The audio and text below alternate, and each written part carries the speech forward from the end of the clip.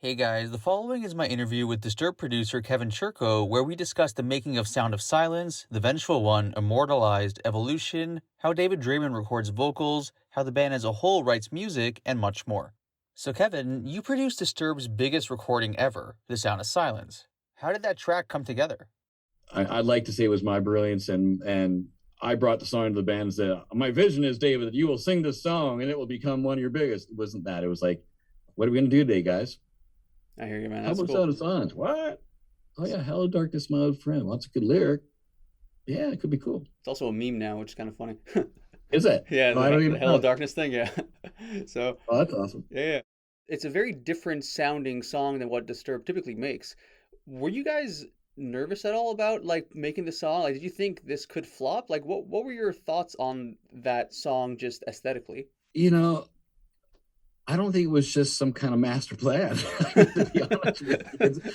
It wasn't like we were, adding the data up and calculating the data, will the song flop or not? It was, I mean, that song was really a great example of teamwork, in the sense that every member of the band was instrumental in that song, and myself was instrumental in that song being what it was. I mean, it was the drummer Mike who brought the song to the band and said, how about this song? I haven't heard this officially, but I heard through the grapevine that was actually his wife that suggested we do that song, cool. which was even crazier. Yeah. So shout out to her and thank you. So he brought it, and everybody just kind of looked around the room and said, that's interesting. Maybe. I started doing the little piano thing at the start of it and started playing that and said we should make it all dark and blah, blah, blah, blah. And the original intent, I think, was to disturbize it, halfway through, like you would expect. Yeah. All of a sudden the big Disturb riff comes in, da, da, da, da, da, da, da, da, da, Yeah. that sort of thing. And Dan said, no, I don't, the guitar player said, no, I don't think I should put guitar on that. Why don't we just keep building it from what we've got? And at that point we had the piano and some string stuff going on and just kind of a mock-up, let's call it. And I'd float through the keys on piano to try to find the right key for David. And then in my mind thinking, okay, I'm going to get him to do something he's never done, which is sing really low. I mean, we all know what an awesome high singer he is, but to that point, I don't think he did a lot of the lower stuff. So I'm trying to find the right key that he can make all the high notes, but still sing in that low tone he does in the first couple of verses too. So, so that's kind of how it evolved. So it took Mike to mention it, Dan to have a little bit of a vision for it, and David to execute it. And then at the end of it, it's not like you're saying, it's not like we did it thinking we got to have that one song. Yeah. We got to have the one big hit. It wasn't that at all. It was, this is cool, let's do it. And then one thing led to the next. As I'm building the string sections and stuff, it's like it just keeps sounding more and more grand and more finished until finally, we put some acoustic guitar on in the end, a little bit of soul type things, little lines that Dan played, but I'd be lying to you if I said any one of us had a master plan. In fact, I had to do a little bit of damage control because David was always waiting for Dan to bring the main guitar riff, and Dan wasn't bringing it because I guess he didn't think there should be a great guitar riff in it. I just said, let's just work on it as a team and it'll just keep on evolving. And luckily it went where it went. That's a great story of that song all the way through it, because, I think we thought it was amazing, as in the three, or as in the band guys and me. I think I saw some tears fall at some points on the mixing of that song. So, it kind of emotionally struck us, but it was interesting when we got the Warner guys for a listen down at the studio. It's like, we finished playing that song and nobody really said anything. They looked around the room and I think they said, well, I guess it is what one guy said. It is what it is. I don't think anybody said, wow, that was amazing, or that's going to be your biggest song. I don't think any of those guys said that. In fact, I can almost guarantee you none of them did. I think it was extra special to us that we were right. That's awesome. It was a great track for the people, but more importantly, I think it kind of showed that the people still get to choose. The people chose that song. It's not like Warner said, we're going to focus on that song and that's going to be the big one. It was like the people, once they heard it, they said that they liked it. It wasn't even a single right away. I mean, I don't think any of us, like, we liked it as a song, but we weren't thinking, okay, it's going to climb the charts and it's going to sell X amount. It was more like, people are really going to dig it because we dig it. But once the album was out, you know, I don't think there's an intention of it being a single, and I'm not sure we would have said this is going to be played on active rock radio. This is the #1 song. I mean, it had no drums, no distortion guitar. How does that song get played on rock radio? But it did. You know, people said we love this track, and then radio was dying to play it, and Disturbed, I think the band themselves, I mean, again, it's a great case study because the band decided they were going to do a video for that themselves. I believe it's like, we're going to do this and show how big it can be. That song, it's almost at, I think, 800 million views on YouTube or something like that.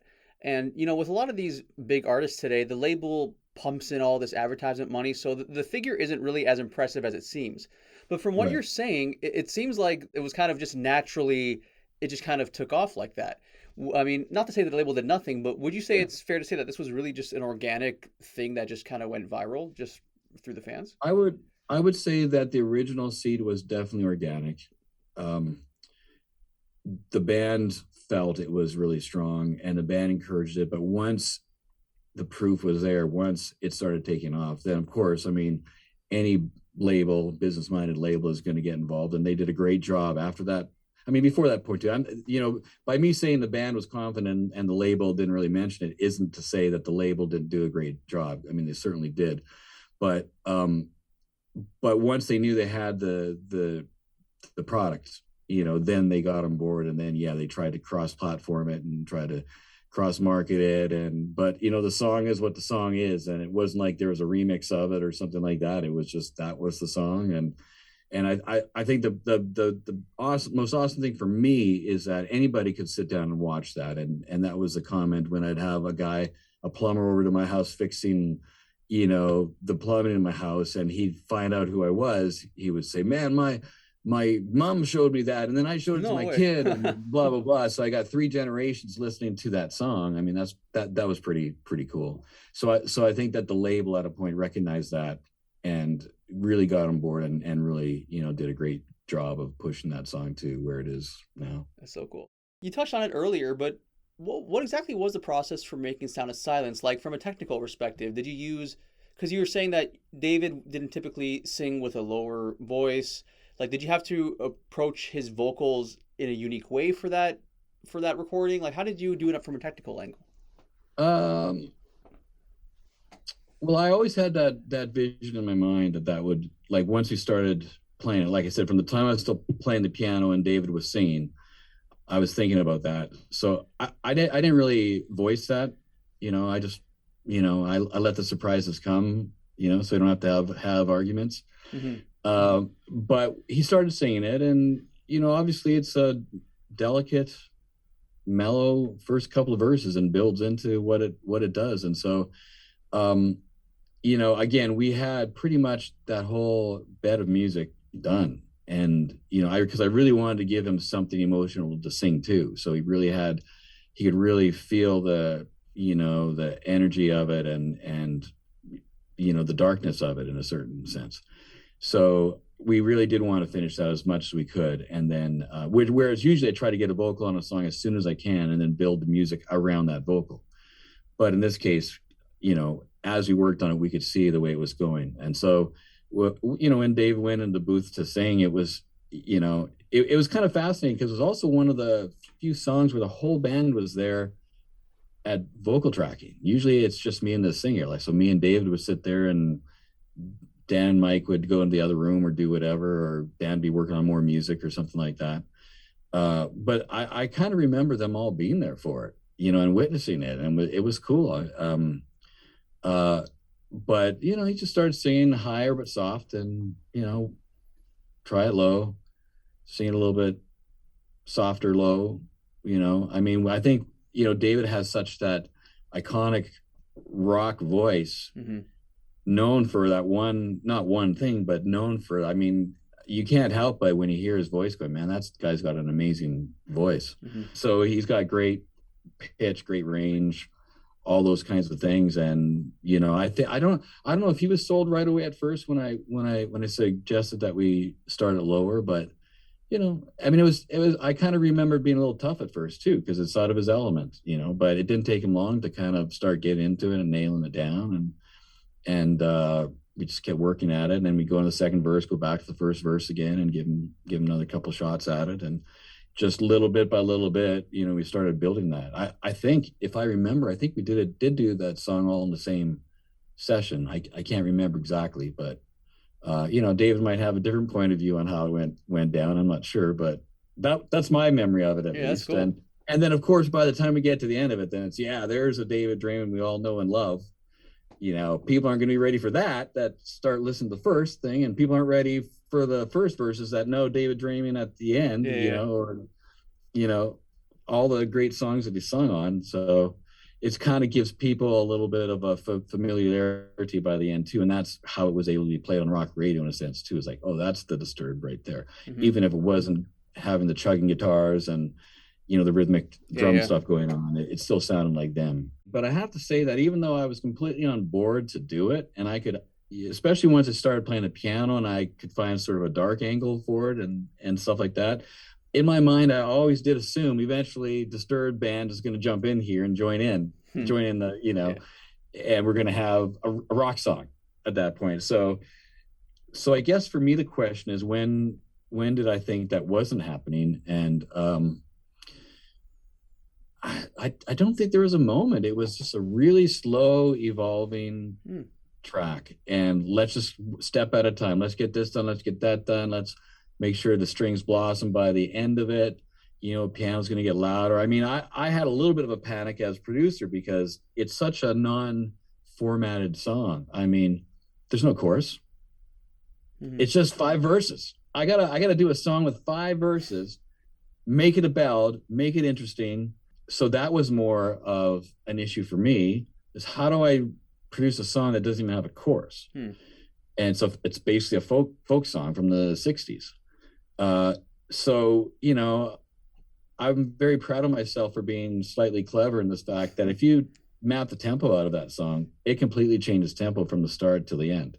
It's quite a bit faster at the end than at the start. And that was just a gradual tempo map that was put in so that it could still start off slow and kind of dark and eventually get a little bit more eventful and, that sort of thing. And I knew that was probably going to be a little bit of trouble for a drummer to continually adjust because, there weren't any drums. So if we would have put drums on, they would have come in at the end. And so you generally have to play to the track. And so I thought that might be a little tricky, but, we kind of never got there because it just started sounding good and people just liked it. And again, Dan, very unselfishly, didn't think he should be playing guitar on it. He just thought it could stand up on its own, and people aren't expecting that. And he likes to say there's no rules. So there's no rules that Disturbed has to have a guitar on it. Distorted. So I think by the end of it, it's like where do we put the band? Where is the band going to come in? There's no place for the band to come in. So it just kind of spoke for itself, I guess. And I think you got to always be ready to respond to, not that it's some mystical thing or whatever, but what's the song saying? What is the production saying? And it was basically saying we don't need no drums here, I guess. So I don't think there's that magical moment where we all got together and took a vote on it or anything like that. I think we were all expecting it to, and it just kind of never happened. And I think maybe that the moment was when Dan said not only was he okay not putting a distorted guitar, he prefers that. He doesn't want to. So I think that was a big moment that, probably if he would have came in that day saying, okay, here's where I put in my riff, we probably would have gone to a riff, some kind of big, typical Disturbed, band moment. But, lucky for us, he didn't. So. That's really interesting. Did you guys ever get any kind of a reaction from the Simon and Garfunkel camp at all? Yeah. I mean, that was a wonderful moment. I mean, I didn't get it, but he reached out to the band and said, thanks, great job. I think even, I can't remember if it was a tweet or a Facebook post. He even encouraged his followers to listen to it. And yeah, he really gave mad props and it helped us out. That is awesome. Because a lot of times they don't, right? The original artist doesn't comment on things, right? Yeah. A lot of times the original artist doesn't like all the versions because they did the perfect one. So who else could do better than that. But I think the fact it was so different from his and such a like a left turn, it's like, wow, I can't believe they did that. That's cool. Yeah, man, that's awesome. So, I wish you would have reached out to me personally. But are you a fan of his, I guess? yeah, absolutely. Yeah. That's cool, man. Was there more pressure on the band because of the success of Sound of Silence? I mean, that song just became huge. So did they have any extra pressure when they were working on the next record?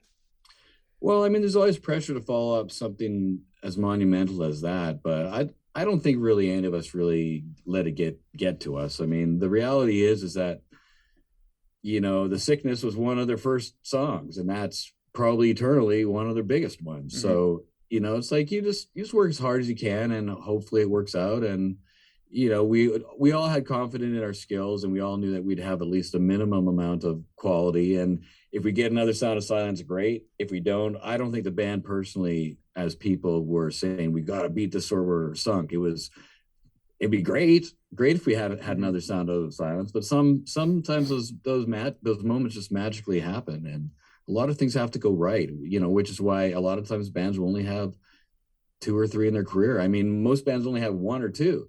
I think Disturbed's lucky that they at least had 2, you know, lifetime songs, career songs, let's call it, with a whole bunch of other hits on top of it too. So, no, I don't really think that we thought of it like that. I don't think we were trying to beat it. We were just trying to be good. Yeah. So how would you compare your time recording, like the recording sessions for Immortalized to the recording sessions for Evolution? Did your approach change, or was it more or less the same? The approach was more or less the same. I just think that people were in different places on the first record versus the second one. If you remember the first record, they had been away for 4 years and hadn't done a record in 4 years, and working with me for the first time. So everybody's kind of on edge. Everybody's kind of, you know, trying to figure out how it's going to be going down. And then on Evolution, everybody, I guess, already had more ideas of how they wanted it to go down at that point. And that's kind of what the differences were. In general, what is David like as a vocalist to work with? Is there anything unique about his approach to recording vocals? I'll tell you one thing that I love about David is that he will just sing as long as I need him to sing. He doesn't complain. He gives me as many times as I need him to do it. He'll do it. If I want to make changes, he'll accommodate them, try it at least. You know, he's always going to have his own opinion of what he wants to do, but he's very open to working with someone like myself. And if it's better, he realizes it's better and does all his own harmonies. He's a great harmony guy too. I mean, he'll really put in the time that's needed. That's very cool. I was just going to ask you about that actually, because I spoke recently with a producer who worked with Jerry Cantrell and Amy Lee, and he said, for instance, there's a big difference between the two of them. Like Jerry Cantrell, he'll have him sing for like 10-15 minute bursts, then he'll give him time to rest his voice, come back in. That's kind of how they approach it. Whereas he said with Amy Lee, he could just have her singing for hours and her voice doesn't wear out. So David is, I guess, more along those lines. David is really along those lines. He can, I mean, he's not, you know, he's not Superman. I mean, he eventually has to have a break if he's singing a lot of high stuff, but he can go for a long time. And there's definitely some singers over my years of working that, you know, you are that 10 to 15 minute guy. And that doesn't mean there are any less singers or any less good singers. It's just that, you know, people sing in different ways and different textures need a little bit of time off in between. And depending on how, you know, how much work it is to sing their styles. I mean, obviously in metal, we're usually talking about very aggressive singing. And it's not like the Carpenters, where probably Karen Carpenter could probably sing for 3 days straight and not need a break when you're singing low and quiet. But these guys you've got to be on the edge every time, every song, and you just can't keep it up for long, you know, without damaging your voice. It's a physical thing. It's an organic thing. It's not a guitar that you can just keep playing over and over again. You know, a voice is delicate, you know, so probably one of the most delicate things I would think on your body. Was there any one vocal in particular from David that really stuck out to you from whatever you worked on with him? I mean, unfortunately, we're always going to talk about The Sound of Silence because that was the one, you know. We probably talked about that one to death, so I won't talk about that anymore. Other than that's really an amazing vocal. That's what made that song. So thank you, David. I think in his case, I think they're all good. He never just tries to slough over anything. He's doing every song thinking that's going to be their next biggest song. And he's putting his heart into it. So The Sound of Silence worked amazingly well. honestly. But I mean, some of those more delicate ones on Evolution were really good too. I mean, A Reason to Fight, he kind of stretched out a little bit more in that one too, and I love it when he gets all sort of softer and more emotional. And I even though, I mean, you can't argue with the aggression of his voice on Are You Ready or something like that. I mean, those are he's just a master at that. But I think for him, it's probably, he's done that so much and is so good at it that it's probably more of a challenge for him to sing in the different styles. And maybe Sound of Silence was something that triggered, yeah, I can do other things too. I can sing like, some of those ballady songs on Evolution. I mean, all this sort of acoustic-y kind of songs, I thought he did a really good job of, and really had his heart in the right place. You expect him to be awesome on the heavy songs. It's when people are stretching outside of their elements that you don't know how it's going to go, and it's always nice when it goes great. Mm-hmm. So one of the things about him that stick out to me is he has a very operatic voice, and you don't really see that in modern day metal so much. You see it a lot in the 80s and 70s, but not so much today. Working with someone who's more operatic, is there a different way you have to approach his vocals than you would someone who's not like that? Yeah, he's definitely a little different than the other singers that I've worked with. And even in a sense, some of my own musical tastes. I mean, I'm a hillbilly at heart, so I like a lot of more organic countryish singing. So Dave is almost the opposite of that, but he's every note you're either hitting it or you're not hitting it. He's not sliding too much into notes and moving the melody around. He's on, and that's what I mean. But that's probably some of the choir background that he had. So I think sometimes with that kind of singing, it is a little bit harder to get any emotion out of it, because it is, it is so much on or off. You're either in tune or out of tune. It's not necessarily the emotional impact of that word, the way the guy's singing it. He's not even singing the right vowel sound, but it sounds cool. It's really not that. He's a little bit more typically on everything. And when he's singing, a lot of times, he gets his vocals done fairly fast because the melody's defined. He sings it in tune, sings it in time, knows what he's doing, sings it 4 times. Great. If I asked him to sing it more times than that, he'd probably sing exactly the same way. So I think with David, I think a lot of my approach was to try to get him off his game a little bit I would even say something simple as sing it really quiet. Like, even if I knew that that's never going to be the vocal on the final track, just sing it really quiet and let's see what that does. See what that does to how you're singing that lyric. Are you thinking of it differently? And a lot of times these things aren't spoken, but that's one of the things I'm sure he'd probably tell you that, now sing it a little bit more aggressive, sing it even more aggressive than you thought you could sing it. With someone like David, who's just a naturally born singer, that's almost the only thing I can offer him in many ways, is getting him outside of what he normally does, and at least having him stretch a little more, because it's so easy for him in a sense. I mean, easy, not easy for us, but easy for him to do the things that he does. For him at this point, that, stretching out and doing ballads and doing songs that don't require that operatic kind of attack is what you're saying. Yeah. I know exactly what you mean by that. And that actually made some of the lighter songs more of a challenge. But he was ready for that challenge and did great. David's one of the most naturally gifted singers that I've worked with. Great pitch, great aggression. He can be very aggressive and yet sound very musical. So he does have a big warm-up thing that he does. With me and him, it's like once he's warmed up and in there, we just start, attacking it. And generally, I don't know if it's always David's process, but my process is always little bits at a time. I mean, I want to get the most out of every single line. I'm not really a guy that expects a singer to sing all through the whole song 3 times and then leave. I'm kind of going through verse 1. Let's make verse 1 as good as we possibly can. Now the second verse, and then we go to the first chorus, and then and then you got to make sure that it all flows through, as a production and as a thought process too. So, but again, those decisions, when you're done as many times as David or I have, that we're already thinking of those things ahead of time, making sure it flows from the verses to the choruses. And even if it's not sung as a continuous pass, it's gonna work. I think out of everything, I put a great deal of attention on vocals, because that's the first thing almost that people hear. Definitely the most identifiable thing in general, other than, of course, in metal, it's a guitar. But I think I'd have to say that's the most important thing. I've heard lots of great songs with great vocals with bad guitar riffs. I've never heard a great song with a bad vocal. So to me, it's the most important thing. And to have someone with as much attention to it as David is awesome. So, do you remember working on the Vengeful one? That was, if I remember, that was the first one on that record that we did. So yes, I do remember that. And it was a great song. And that song to me just got better and better.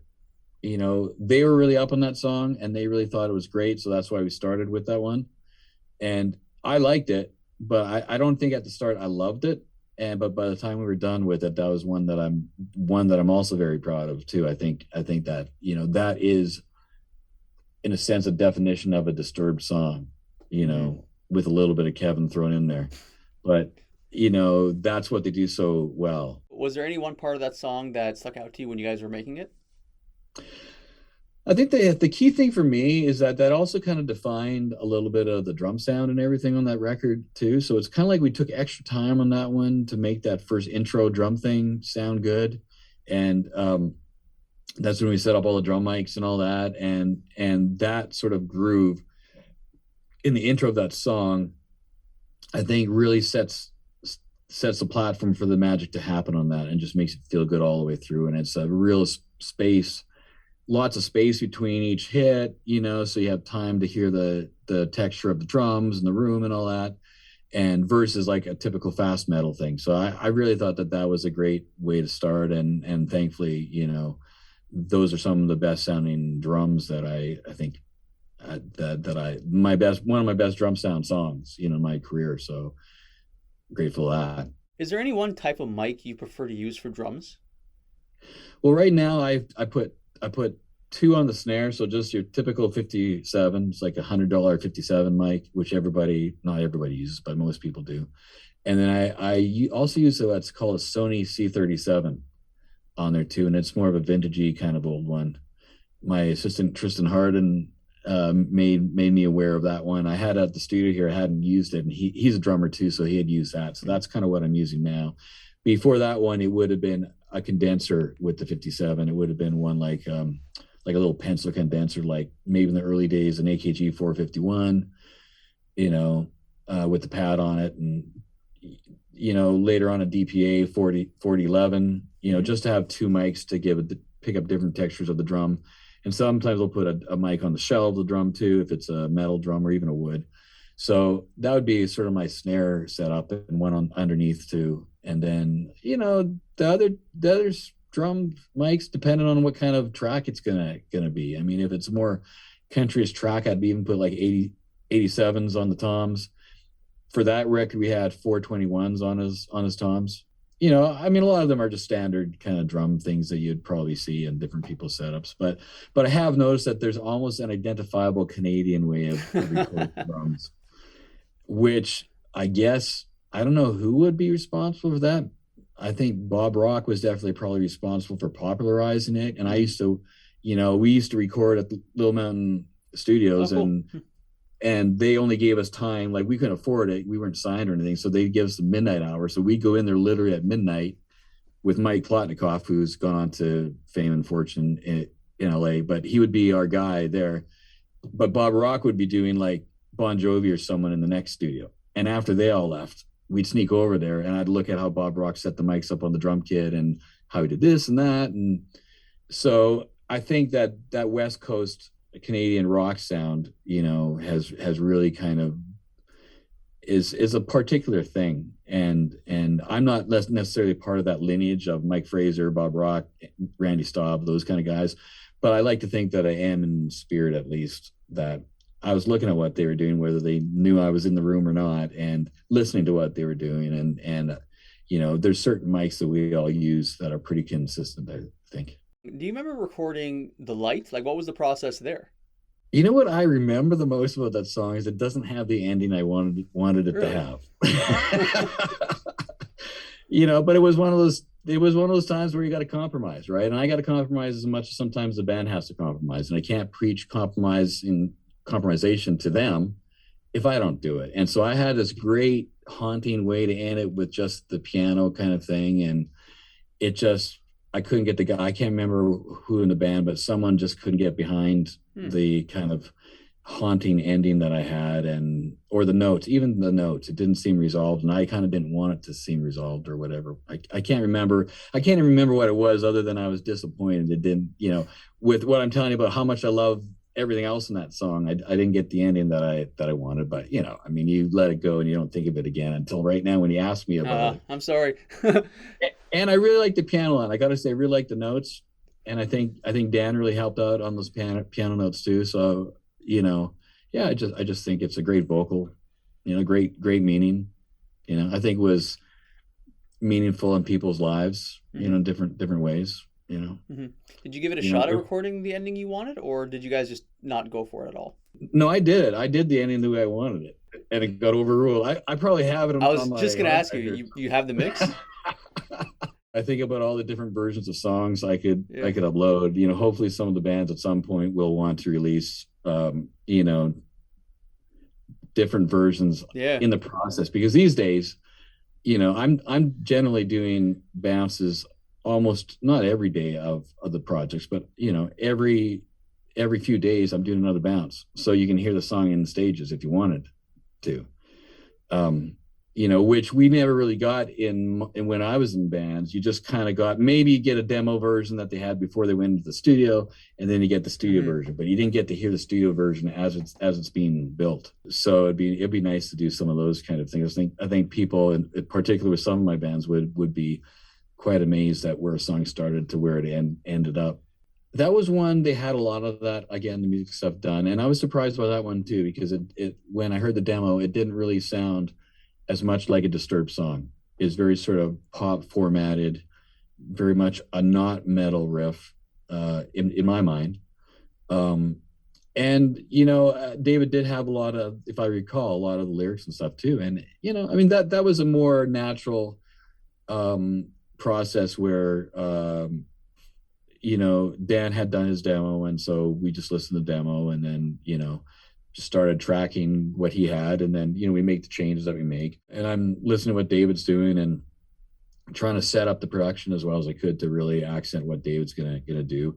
And the production musically was interesting too, you know, because we had that piano in there, you know, which was kind of a cool melody notes. I think Dan and I worked together on that. You know, whenever I'm a fan of a song, a real fan of a band or a song, I like those moments. I think fans really like to hear 100%. Where something started, where it ended up, and even the changes, and even who made those changes. I mean, who said they liked that part or they didn't like that part? I mean, I don't know if there will ever be the making of any of the records that I've done, but you know, I like watching those too. Oh, I love that stuff. Yeah, for sure. And it's cool. I would definitely hold on to that version of the song you have. You know, what's interesting is, I mentioned a little earlier to you that I interviewed a Radiohead producer recently, and he told me that he has like a bunch of mixes from Radiohead that have not been released, like for songs that are already out there.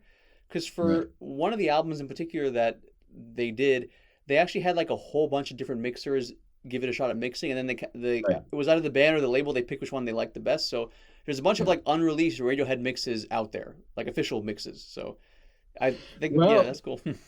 Well, let me add to that lore and say there's a couple of Disturbed mixes that have been done on that first record I did too, that weren't done by me, that were quite interesting too. That's cool. So I'm sure that would be even more fun for people to hear, because then, you know, like I said, for me, it's always odd because as I'm building a production, I'm building it with the band, and we're agreeing on things, and we're talking about it, and we're coming up with a game plan. And I'm mixing as I go most times. So it's like, it's not a surprise what the song is when we're done. It's not like in the old days you'd be doing on tape and then you bring all the faders down and start from scratch and start mixing it, you know, or the real mixer comes in and does it. It's like, by the time it's done, you know what it's sounding like. And if you don't like it, well, we should have spoke up, you know, a month ago. But in this particular case, you know, again, Disturbed's very pro, and they've done a lot of records, and they wanted to make sure they were giving everything they could to it, and so they sent 2 songs to be mixed by other people, and thankfully they came back to me. And what's really interesting is is this is a little bit of fun fact. Shout out to their manager at the time, Jeff Battaglia, who me and him had some pretty strong words via email at that time, and as it turns out, he's now become one of my best friends. So you know, you never know the way that life's going to go. And I was really grateful that when they got those mixes back by named people and good mixes. I'm not ragging on those mixes at all. It's just that we had a special thing, I thought, and let's not ruin it now. Let's not make it so different. And it came back quite a bit different. So luckily that they got used to hearing my stuff too, or just thought it was better, whatever it was. And so I got to kind of, mix that album as well. And again, every time I hear that song on radio or just a random place, I think, man, that was really one of my best things that I did. Oh, cool. Just the overall package, sonically, a song, the strength of the song. I mean, like I said, it wasn't like I brought it in, the band brought it, but but I think on that record, I think a lot of things came together in a really great way. Going to the title track, Immortalized, do you remember what it was like working on that track in particular? Yeah, that's one that got started at my studio. So again, that'd be an example of something that they did here. And I think we were mostly done a lot of the strong ideas that they had. And so let's just try something new. And so it was one of those things where, the drums were set up and everything, but I think we didn't have that kind of a drum beat at that point, or that kind of a groove. And so I just programmed real quick just so we get to the, Dan playing. And then Dan just kind of riffed out for a little while and just kept playing different things. And that sounds cool. That doesn't sound cool. That sounds good. We just kind of kept sculpting it like that. And then David had heard some vocal ideas for it. And again, very organically took shape, not necessarily in a rehearsal studio, but in a studio. And then, Mike's listening to it. So he's got some drum ideas too. And it just kept going from that place. It actually probably happened pretty fast. Yeah. That's cool. So what was it like working on A Reason to Fight? That one was a lot of fun to work on too, because I really liked that song from the start. And that was pretty much, that acoustic was largely what you're hearing that Dan had brought in, but we went over to the piano and changed some things and kind of worked on fleshing out the arrangement a little bit more. I can't remember if David already had that lyric. I think he wrote that lyric here when he was here. And it was one of the first sort of acoustic on that songs on that record that we had done. So it was kind of fun to break some new ground and record acoustic guitars in a different way and have the percussion and, do some different things than we've done on past songs. And just allow the band to kind of have a moment of I wouldn't necessarily say Disturbed had a moment of tenderness, but melancholiness, let's call it. Yeah. And it was a heavy lyric in the end too, so I mean that just made it better. So it was a lot of fun, and the little acoustic guitar things. I mean, Dan was really gracious when we would work on that, and I mean he allowed me a lot of freedom to get on the talk back and tell him, I didn't like that note, didn't like that one. Can you move up 2 frets on that one? He kind of had to handle a whole bunch of Kevin in his earphones, and so people don't always like a whole bunch of Kevin in their earphones. That's funny. So, how is Mike Grengren to work with as a drummer? Mike's awesome. He's a good drummer in the sense that he really wants what's right for the song. He's not one of the guys that comes in with a big agenda of how he just learned this lick and wants to fit it in somewhere. He doesn't care about that sort of thing. He's so pro at this point in time. He realizes that sometimes a good song is just laying a solid groove. And even though Sickness has that identifiable drum beat, that doesn't mean you get one in every song or that every song needs that. So no, I'd say he's pretty adaptable to both what the band wants and what I'm asking for. And, he kind of puts it all together and in a great compatible way, and still sounds like Who Disturbed is. Is there any particular way that you approach recording drums? Like, do you have certain places you want to always put the mics and everything like that?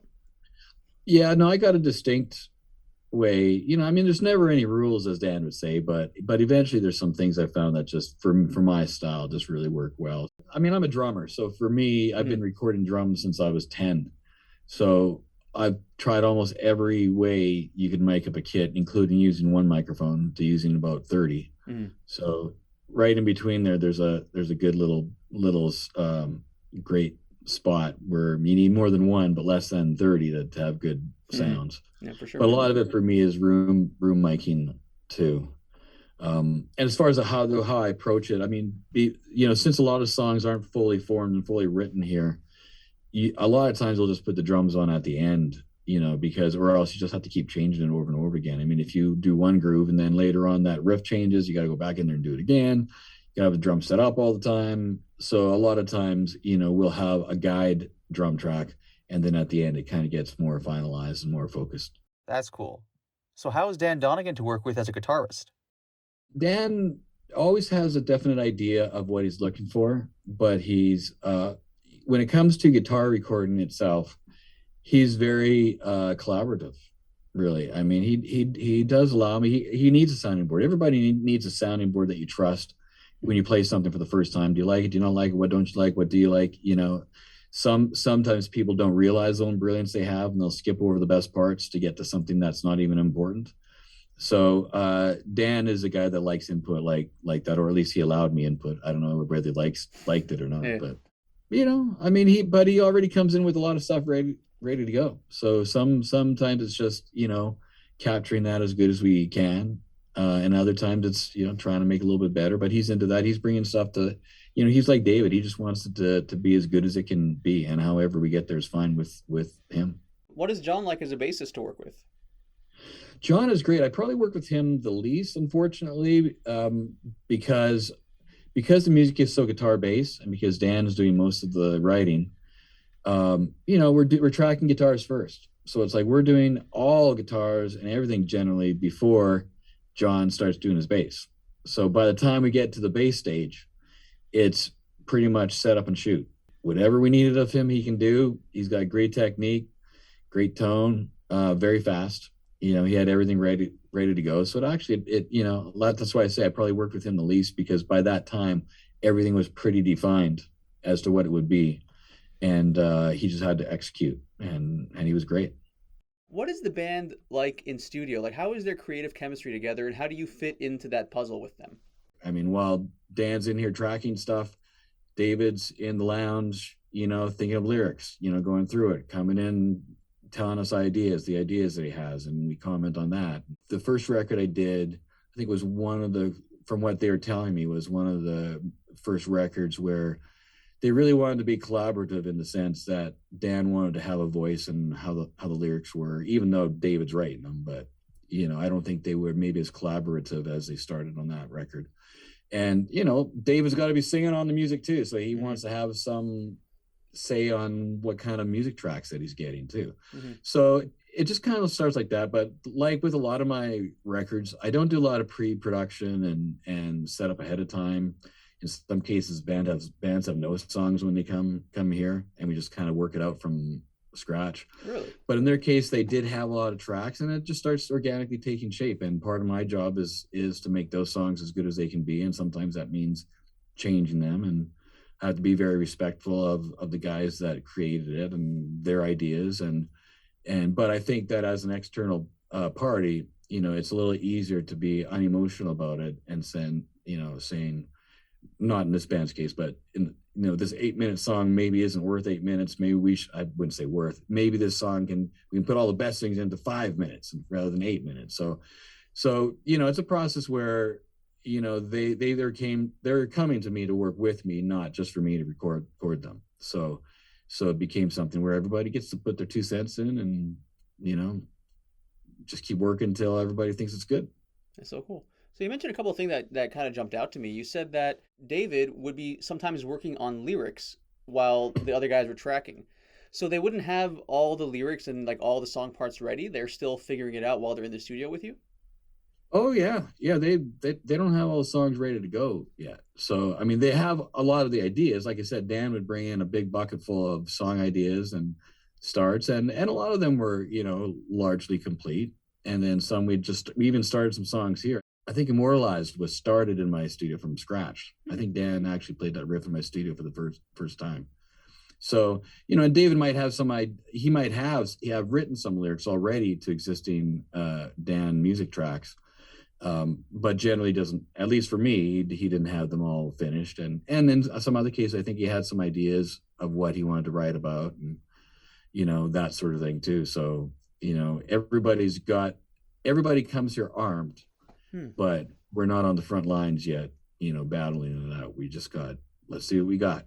And then you just literally a thing of, in some cases, just figuring out the best one first. What's the most complete song, or what song's ready to go? Let's start working on that. And while we're working on this, what's the second one? Well, that one's that. So maybe, David, you want to be finishing the second song off lyrically. And while Dan and I are doing the music on the first one, David's running in to pass by some lyric ideas and melody ideas and that sort of thing. And it just keeps going around and around. And I think with the way that I work is, a lot of times my records are pretty circular, whereas they're never over until they're over, meaning that at any time, even one song we said was done, someone has a better idea a month down the road, we still readdress it and still go back to that song and say, well, maybe this chorus can be better.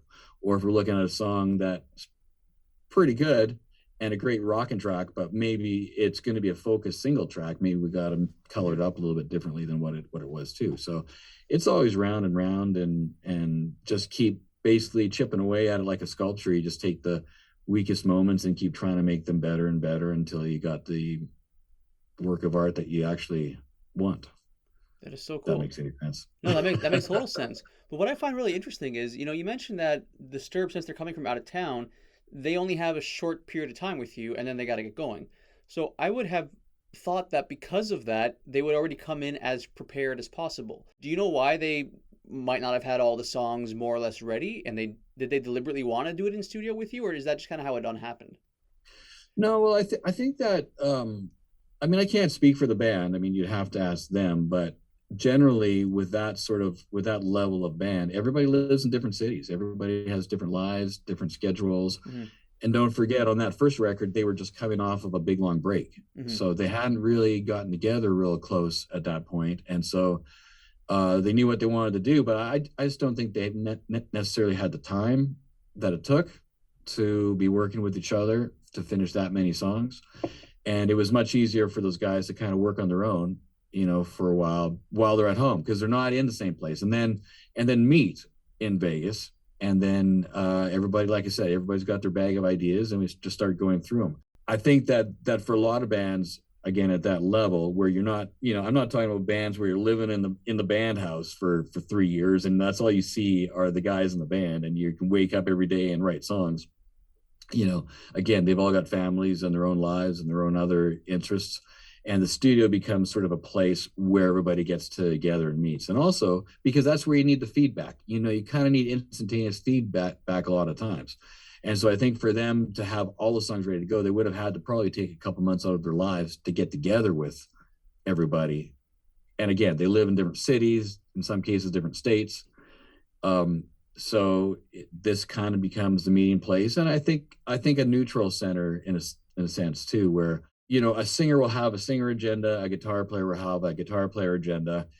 I have no agenda. I have a successful agenda. I only want it to work. I only want it to be great. And whatever that means to the band, we discuss that ahead of time. Does greatness means cool shit, or does that mean, sales, number one songs? What does that mean to you? So that's the only agenda I have, and I think that I actually appreciate it more when bands don't come here with completed songs, because that limits what I can do at that point. I would rather have them just having some great ideas, and then we start working on them here, because it gives me a little bit more input into it, and then I think I'm a good neutral observer of band politics, let's call it too. And again, I'm not specifically saying about Disturbed, but this is a natural process, I think, with a lot of bands. I think it's only when you're a young band and you don't have families and you don't have extra lives, in a sense, where you can just sit there for 6 months and be with the bros and write that first album. And as soon as you have success, everybody starts going like this, and they got to have a way to come back. And I think these days, in the old days, it'd be like a pre-production room, but that would take 3 months, and then you still have to go record it for a while, and want to just get all that over with at the same time and record as you get the ideas. because a lot of times the best ideas are on the demos. I mean, in the early days, a band would bring a great demo and we have to try to recreate that. Why are we trying to recreate a demo? Why didn't we just do the demo in the first place and make the demo better? So, so that kind of became my process earlier on. In fact, it was always confusing to me for some time when labels would call me and wondered when we're doing the pre-production. And that was like a thing they used to do. Like AC/DC would go do pre-production for months and write those songs and get it ready, so you're not wasting time in the studio. Well, many times the studio doesn't cost that much more these days than a rehearsal space that has a PA and all those kinds of things. So you might as well just get into the studio. And if they're demos, they're only called demos because they're not actually released. But these days, everybody has access. Could you say that again? Sorry. That's funny. I'm not sure what I said that Siri wants to hear again, but oh, Siri, pretty impressive. That's fantastic.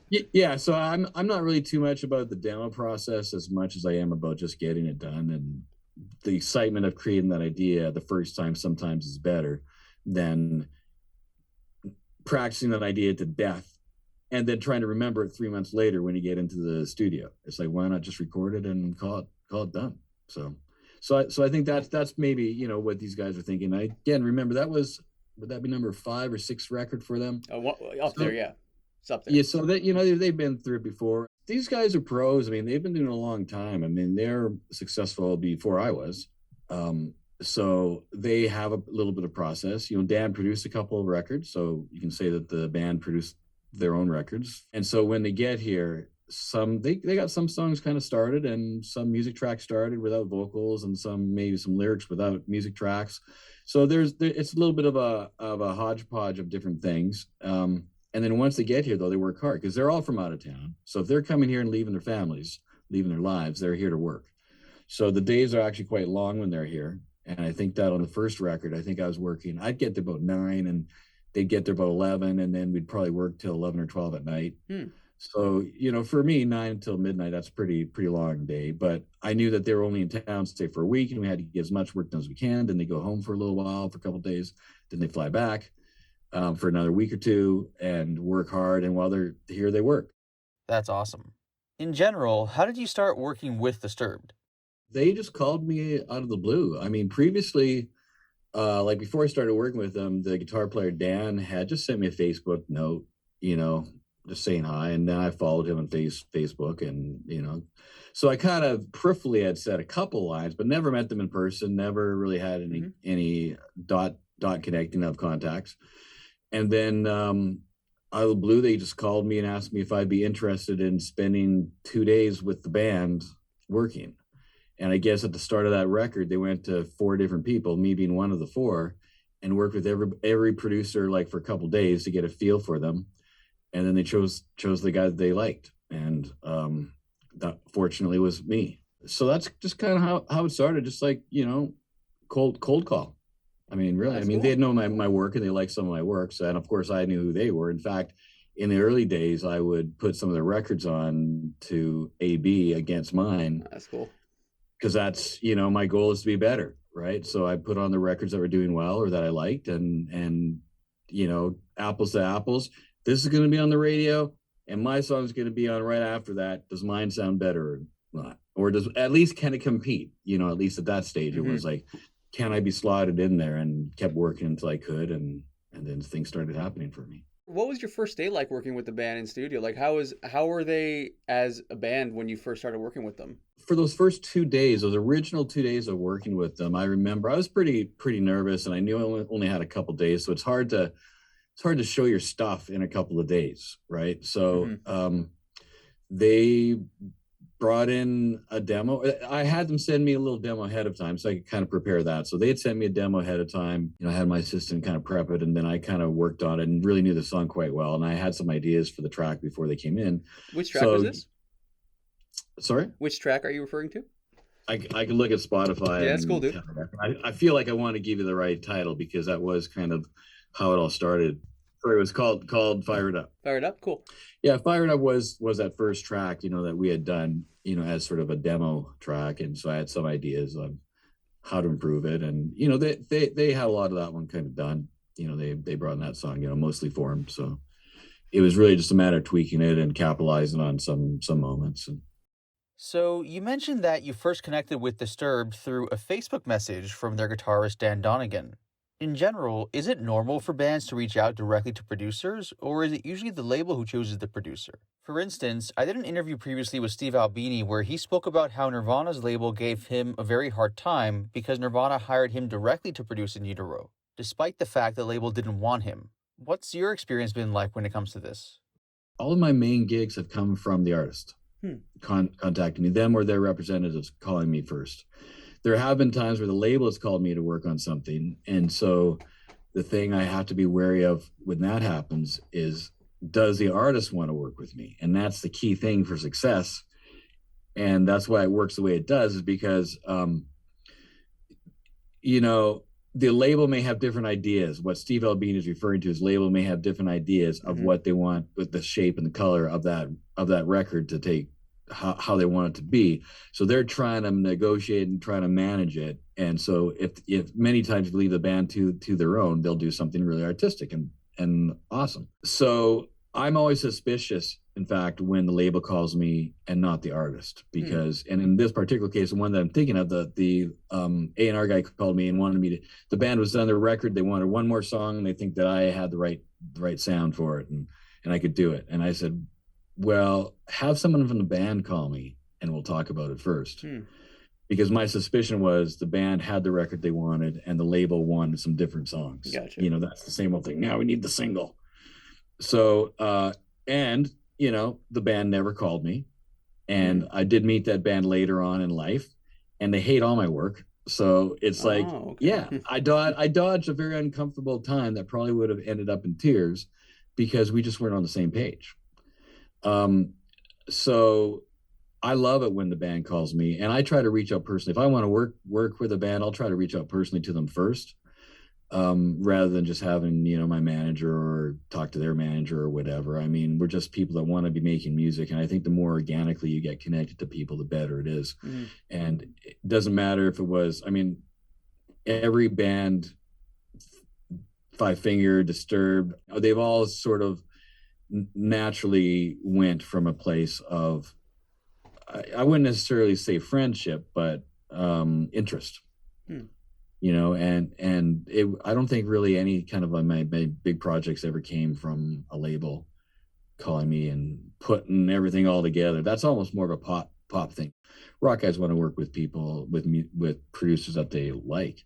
And further evidence of that is that most of the time in my life, I've been self-managed. I'm managed by my daughter, Chloe, now, but most of the time I was self-managed with a couple of moments of big time managers, and those managers have never gotten me any jobs. And it's not because they're not great, awesome people trying hard, is that they can't make Linkin Park want to use me as a producer if Linkin Park doesn't want to use me as a producer, or some band like that. I mean, you're not going to go tell Metallica what producer to use. So it doesn't matter if your manager offers your name up to a whole bunch of artists. Those artists kind of have to want you in the beginning. And when you're talking about rock musicians and metal bands and that sort of thing, they already have a list of the records that they like. So they want to work with those people that made those albums, not someone the A&R guy comes in and says, this guy did the last 4 number ones, so now you have to work with him. So it wasn't unusual for the band to contact me direct, and that's just kind of the way it is. Would you ever work in pop music if you had the opportunity to? Oh yeah, absolutely. I'm a pop guy at heart in a sense. That's one of my roles is to make heavy music more adaptable for the average person. That's how you expand your fan base, right? That's what I always feel is my role, is to get it into the hands of as many people as you can, so you can continue to make music and do well. So I'm totally, but what I'm not into is exactly what you just finished saying. Is I don't, I had a choice many years ago to be that guy when I was living in LA or moving to Nashville and doing a similar thing there. And that was the choice to, well, do I want to be that guy that has a writing session in the morning with these guys and then have a writing session in the afternoon with these guys? And then through that process, maybe you do a demo, somebody takes a demo to the next guy, he adds a thing onto it, he gets a writing credit. A&R people don't think that's still a hit, so they send it to this guy over here, and then he adds something to it, and they still don't think it's a hit, and they give it to this top line writer over here, and he thinks it's a hit and changes 3 words, but it's the key words, and changes back in brown to back in black or something like that, and sorts it out, and then all of a sudden you got 8 guys writing that song, and then you have even different people producing it too, because I think pop is more sculpted in a way that their sole function is to come up with something as catchy and commercial as they can. It doesn't matter if it has longevity, it doesn't matter if it speaks exactly to what the artist is about necessarily. It's just, how do we get something that will sell as much as we can? So I think they're a little bit, in a sense, less precious about the musical process, but and it doesn't matter. But I think rock guys, you're not going to take a Tool song and start sending it around to other people to start writing top lines and songs, to start changing it. That isn't happening, nor should it. And I think I looked at all the records that I liked, and even if they were pop records or were considered pop at one time, they were still done by a small group of people who shared a vision. And that could be Queen. Not a whole lot of guys wrote on those, or only the band wrote on it, but only a few small producers, a small amount of producers through their entire career.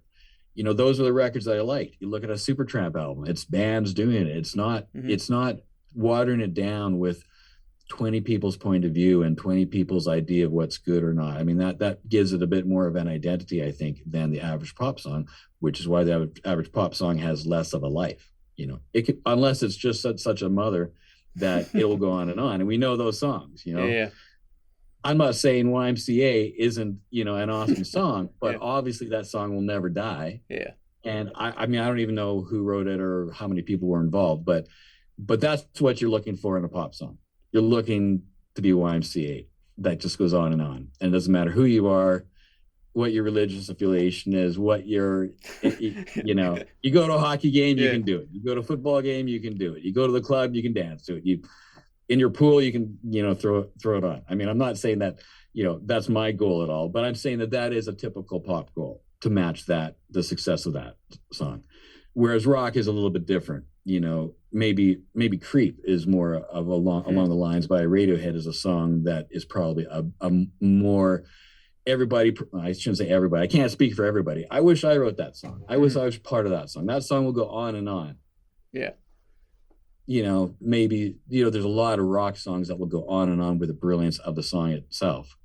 But with more meaningful lyrics, more, let's call it even an agenda. Rock guys have an agenda. You have a guitar in your hand. When somebody comes in and tells you to play a keyboard, you're probably not too likely to want to do something like that, right? Pop guys don't care. Oh, that's a cool little Timbuktu sound on your Casio.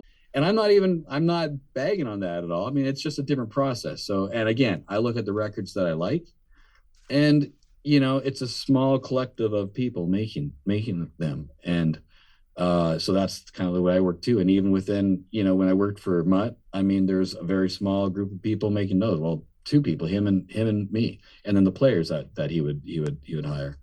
So, I like that process. I think it's just more fun too. It always seems, I've had some mixes done for me, for my projects over the years, and it just seems wrong. I don't know how to say it, and it's not ego talking. It's that wasn't really the vision of that song, and now the song is not going to live because it was done wrong. Yeah, the songs are all my children. I want them all to live a great and successful life. Long life. That's awesome. Yeah. How did you personally get into music, and why are you in Vegas as opposed to LA, where most of the industry is?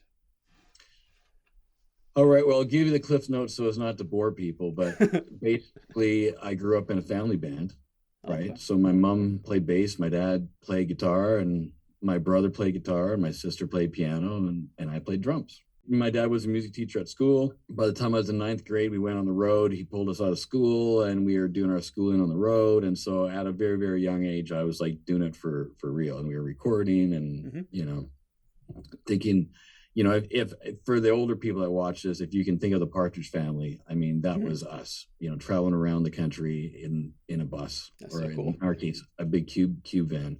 So it was always naturally just my path as far as that goes. Later on, you know, we left my brother and I left the family band and formed our own band, and did a bunch of things. And during that process, towards the end of that, my brother, who's also a violin and fiddle player, got a call from Shania to be in her band. That's cool. He also got me the audition to be the drummer of that band too, and I didn't get the job, and he did. In fact, I remember that so distinctly because they flew me to New York, and I auditioned, and right on the way out, a pigeon flew over in New York and shit on my brand new leather jacket that was literally like 3 days old. I bought it for that, you know, that audition. I knew that she was a vegetarian and stuff, and so I got a pleather jacket, and a pigeon shit right on my shoulder. I found out later that's actually a sign of good luck, not bad. Oh, bad okay. luck. So for me, it was bad luck because I knew I didn't necessarily bomb, but I knew that I probably wasn't going to be the drummer. I didn't think I aced it or anything like that. So again, failure, you know, made me have a greater path in a sense, because even with my resume and my credit list that I had sent them ahead of time, by that time I was already a studio guy. I was already in the studio every day, more focused on that than being a drummer. So that was, I guess, life's way of making sure I stayed on the path of being a producer and not as just a drummer. And I shouldn't say just a drummer. They're awesome people too. but this is what I truly like doing. And so basically her husband, whose name is Mutt Lang, when he was a producer of her albums, and of course other things like Back in Black and Def Leppard and Bryan Adams, et cetera, he was looking for another engineer programmer guy, and they remembered, and my brother reminded them, thankfully, they remembered that a lot of my credits were studio credits. And by that time, they really liked my brother, Corey. So he thought he liked me and gave me a call in the middle of the night one time, and we talked for a little while. And then that eventually got a job working for him. And that kind of got me out of the Moose Jaw, Regina area, and I moved to Switzerland at that time and started working for him. So that was kind of in every way got me out of Canada, and gave me an access to an incredible, you know, knowledge pool. And then I worked for him for a bunch of years, and then eventually I moved to LA like everybody does, and tried to kind of strike out on my own, and little bit by little bit, you know, I got different gigs and different successes, and one built on top of the other one. And I moved to Vegas because what happened in LA, after being there for a few years, I kind of became a guy that people would just send drives to. And I was producing bands out of my house. Wasn't spending a lot of time in studios. And so lots of people just courier me drives. I'd fix it or mix it or whatever I was doing, send it back to them. And my wife, but we couldn't afford to buy a house there. I mean, that was in 2005, so the height of the market at that time. Couldn't afford to buy a house, got tired of renting, needed more space for a studio. And my wife and I came to Vegas on a vacation weekend and looked around and said, man, these houses are half as much. Roads are twice as big, half as much traffic. We can probably have a better life here. If they're couriering me the drive in LA into the Valley, they can courier me the drive, they can FedEx me the drive here just as well. So it became really a sort of a, where can we have a better life kind of process, and start ownership of homes, ownership of a house, a studio. And in the end, I think it really helped me out a lot, because I became that Vegas guy instead of another guy. There's so many guys in LA. I mean, it's hard to, nobody can even name all of them. You can probably name all the Vegas guys of note, you know, in a sense. And so I think it gave me a little bit of an identity, and Five Finger Death Punch lived here. Yeah. At the time, and most of them still do. So it's like that became an easy job to do too. And that, you know, launched me further along as well. And that by location, in a sense. I mean, it wasn't because of location, but it was wonderful that we just all lived here, and it was easy to start work on that too. So I think moving to Vegas was really instrumental in my career. And I would even go as far as to say, if I hadn't moved here, I probably wouldn't have the career that I have. So thank you, Vegas. Hey, that's awesome. Viva Las Vegas, I guess. Just don't gamble. Yeah, for sure, I agree. So, do you ever go to Area 51 on the weekends? You know what? Interesting you should say that. I haven't gone yet, but Really? it's definitely on my list. But the reality is that there's really nothing to see. You go out there from people that I've heard, that told me them going out there. You know, you got that one little restaurant on the turnoff that's like a UFO restaurant, Yeah. and then you get up to the gate and you can't go any further, and it's the desert, and some army trucks come up to you and tell you to leave, and then you're gone. So it doesn't sound that exciting to me, but maybe to go in the middle of the night when you can see spaceships and stuff, That'd be cool. maybe. Yeah, Yeah. you should tell the aliens that you want to produce a record or something. Maybe they'll let you in. You know what I mean? I'm in. Let this be official notice to all aliens out there. I'm ready. That's it. Give me my shot. Let's do it, man.